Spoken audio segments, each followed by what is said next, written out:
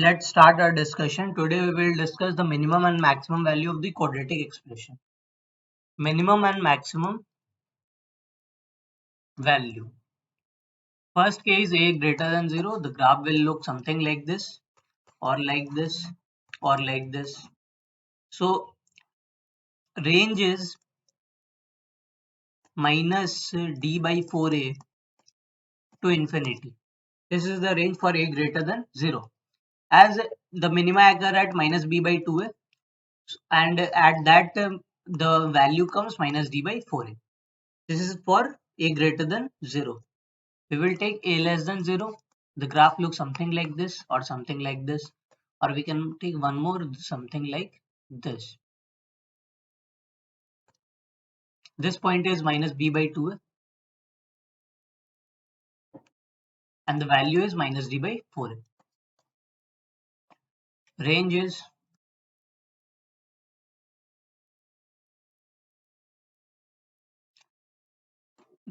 minus infinity to minus d by 4. We can derive it by differentiation. It's very easy proof. Ax square plus bx plus c barabar 0. For a greater than 0 we are deriving. We have to find the minima. F dash x, this is fx, 2ax plus b equal to 0. X is minus b by 2. And we will put, when we will put minus b by 2 into this equation, we will get minus d by 4. So it is proved. Similarly, you can do for a less than 0. We are taking now some questions related to this. As questions are important, derivations are not that important. We will take one question. Y is equal to x square minus 2x minus 3. Find the range, find maximum value. First question, find range. Second value, second, find maximum value.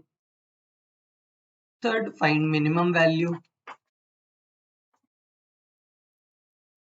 Fourth, find if x square minus 2x minus 3 is equal to k, find k such that it has two distinct roots.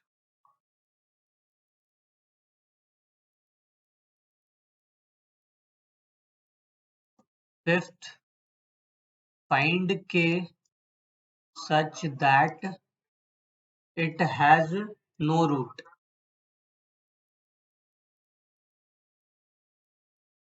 Sixth, find k such that it has one solution. These are the 6 problems which we are going to do.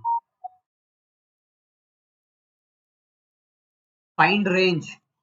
Range would be find maximum value. Maximum value would be infinity for this. We can't approach infinity, but we can say it is approaching towards infinity. The graph would look something like this. I don't know about D, so I am just making the rough graph. Don't consider it as alpha beta or it is having root or not, but it is general. The highest is infinity, tending towards infinity, as infinity can't be reached, so it will tend towards a very big value, the maximum value. Minimum value would be minus b by 2a. Minus b by 2a is 2 by minus b by 2 by 2. The value of the function at x equal to 1, which is 1 minus 2 minus 3. So we will get minus 4. Minimum value is minus 4, so it has two roots. Our graph was right. This is minus 4. This is infinity tending towards infinity. Range is minus 4 to infinity. Here close, here open. And we will proceed towards the fourth question. Find k such that it has a two distinct root. Now we are talking about these things. This x square minus 2x is equal to k. So we can draw the graph. We can draw the graph. x square minus 2x minus 3. This is the is equal to k. We can take two functions. This is fx, this is gx. X square minus 2x minus 3. Uh, at 1 it is minimum and that is minus 4. So we will take blue. Will come something like this. We'll go this. And now we have to find the value of k such that it has a two distinct root. Then k belongs to any value greater than minus 4. K belongs to minus 4 to infinity. This would be our answer. And both side open hoga. Find k such that it has no root. No root, k belongs to minus infinity to minus 4 and both side open. Find k such that it has one solution. K value is minus 4. It has only one value. So this was the question. We can take one more question to end the session.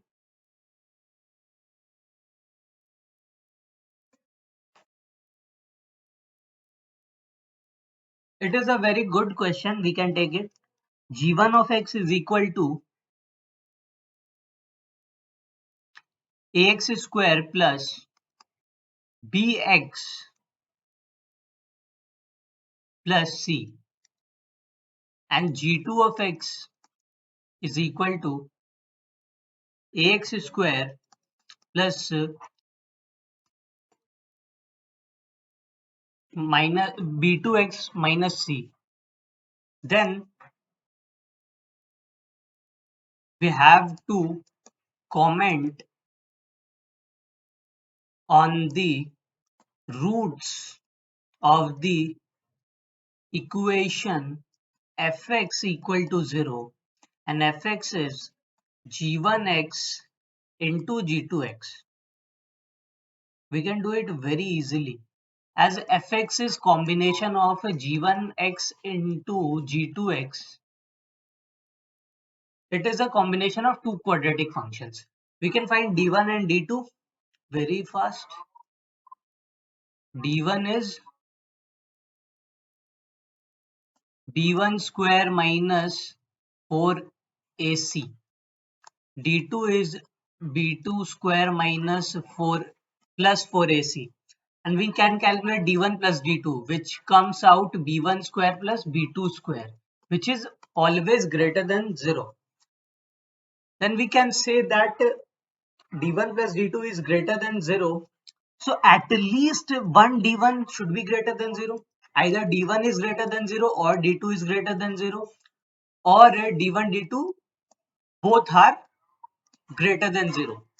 Then this equation must have at least two roots.